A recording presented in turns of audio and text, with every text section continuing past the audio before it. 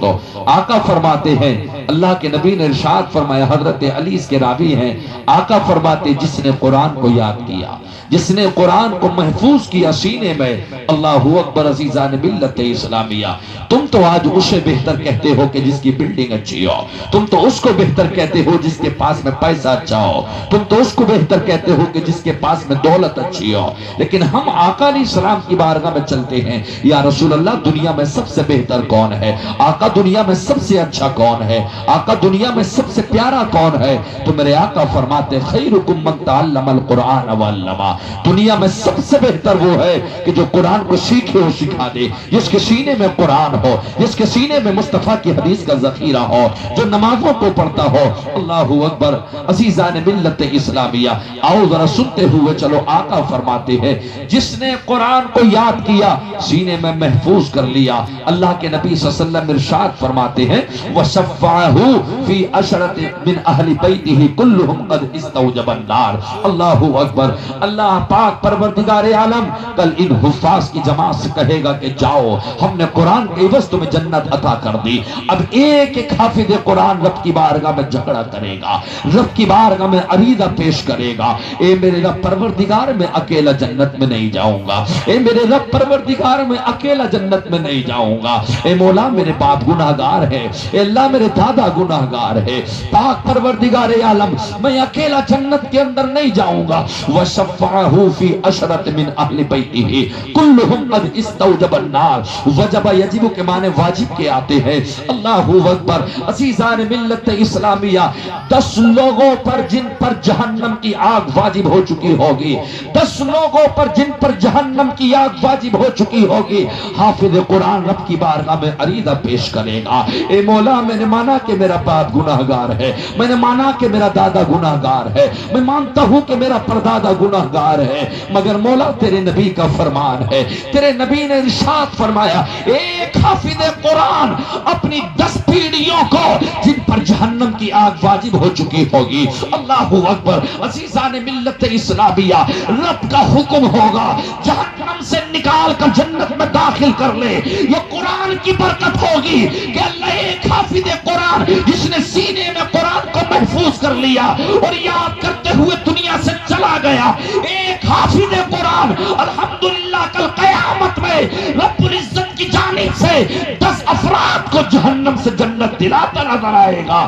یہ حافظ قرآن کی برکتیں ہیں۔ عالم دین کا مقام و مرتبہ کیا ہوگا جب حافظ قرآن کے بارے میں فرمایا گیا؟ اللہ کے نبی فرماتے ہیں، اللہ کے نبی نے ارشاد فرمایا ان العالم والمتعلم مر علی قریۃ فان اللہ یرفع العذاب عن مقبرۃ تلک القریۃ 40 یوما۔ میرے مصطفیٰ نے ارشاد فرمایا، یہ بھی صحیح مسلم شریف کی حدیث ہے، آقا فرماتے ہیں اللہ اکبر، چاہے تو یہ پڑھانے والے اساتذہ، چاہے تو یہ پڑھانے والے استاد یا پڑھنے والے طلبہ ہو، اگر یہ تمہاری بستی میں قدم رکھ دے تو اللہ برکتیں اتار دیتا ہے، اور یہی قدم جب تمہاری مسجد کا امام کا قبرستان میں لگ جائے، جب تمہارے مدرسے کے طلبہ کے قدم جب قبرستان میں لگ جائیں، جب تمہارے مدرسے کے اساتذہ کے قدم جب تمہارے قبرستان میں لگ جائیں، کتنے جنازے ایسے ہوتے ہوں گے، تمہارے امام بھی جاتے ہیں، تمہارے طلبہ بھی جاتے ہیں، تمہارے اساتذہ بھی جاتے ہیں۔ خدا کی قسم کوئی کہے کہ پہاڑ اپنی جگہ سے ہٹ گیا تو تسلیم کر لینا،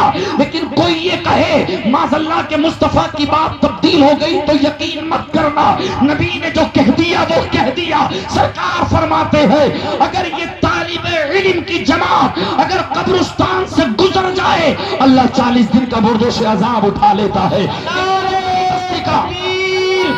نعرہ رسالت، عظمت قرآن کانفرنس، مفتی ناظم حسین صاحب قبلہ، ماشاءاللہ سبحان اللہ۔ بہت سارے لوگ طلبہ کو اہمیت نہیں دیتے، میں تم سے کہنا چاہتا ہوں میرے دوستو عزیزان ملت اسلامیہ، ہمارے گھر میں ہمارے بہنوئی آ جائیں تو عزت بہت ادب کے ساتھ کی جاتی ہے، نئے نئے نیو برتن نکالے جاتے ہیں کھانا کھلانے کے لیے، اللہ اکبر، کسی کے ماموں پھوپا خالو پھوپا وغیرہ آ جائے تو بڑے اچھے طریقے سے قدر کی جاتی ہے، آپ کی طرح نہیں کہ صبح میں امام کا ناشتہ جا رہا ہے، 5 روپے کی نمکین لی 10 روپے کا بسکٹ لٹکا کے لے کر جا رہا ہے، قوم ایسا ہے جو اپنے بہنوئی کے آگے صرف تھیلی میں جا کے ناشتہ رکھ سکتا ہے. میرے دوست ایک دفعہ اپنے مہمان کے سامنے رکھ دینا مگر یہ نائب رسول ہے. اللہ اکبر. عزیزان ملت اسلامیہ, آج ہمارے پاس میں ادب نہ رہا, آج علماء کا ادب نہ رہا. خدا کی قسم میں کہہ دوں تو کوئی کسی کو برا نہ لگے, آج پوری دنیا میں جو مسلمان پریشان ہے, آج پوری دنیا کا مسلمان جو زیر ہے,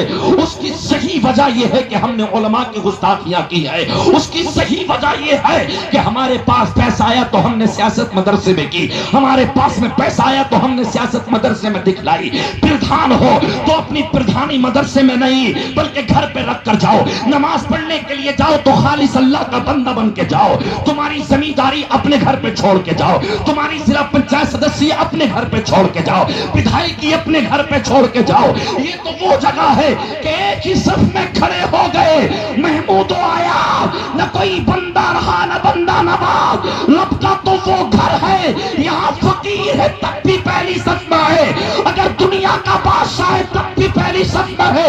یہی تو میرے رب کا قانون ہے. تم نے تو امیروں کو الگ کر دیا, غریبوں کو الگ کر دیا.